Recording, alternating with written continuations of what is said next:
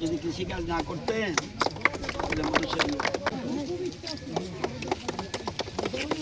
ভগবানকে দেখি না, আমরা দৃশ্য ভগবানকে সামনে আছে।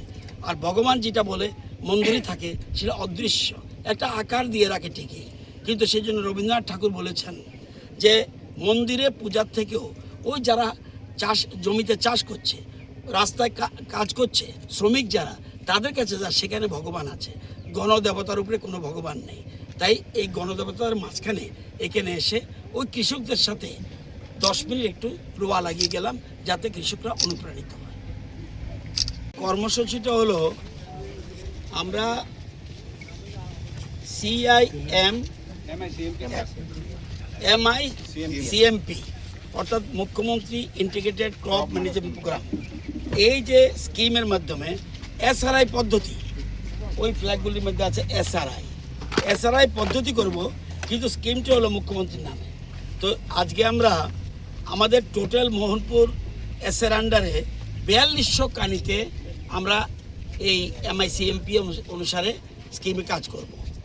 আর শুধু গজারি এলাকায় প্রায় 180 কানি,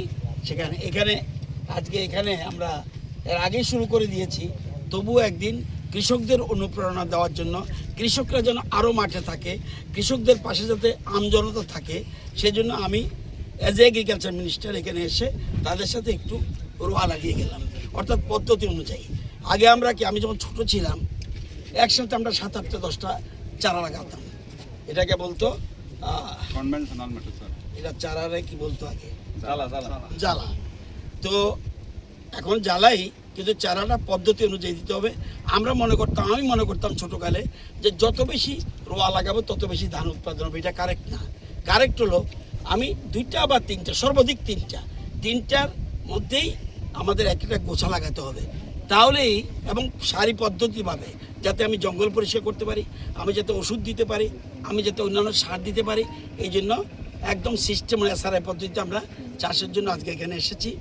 এবং আমরা আশা করি আমাদের বর্তমানে ত্রিপুরা রাজ্যে আমাদের 4টা ডিস্ট্রিক্ট খাদ্য স্বয়ম্বর, এটা হলো গোমতী, দক্ষিণ ত্রিপুরা, সিপাহীজলা এবং খোয়াই, এই 4টা জেলা আমরা খাদ্য স্বয়ম্বর, এবং 37টি ব্লক খাদ্য স্বয়ম্বর। তো আমরা চাইছি ওয়েস্ট ত্রিপুরা যেহেতু লোকসংখ্যা বেশি এবং শহর বন্দর অনেক কিছু আছে, সেজন্য জায়গা কম, তবুও আমরা আধুনিক পদ্ধতিতে চাষ করে কিভাবে স্বয়ম্বর হওয়া যায় এই জন্য চেষ্টা। কৃষক যেন মাঠে থাকে।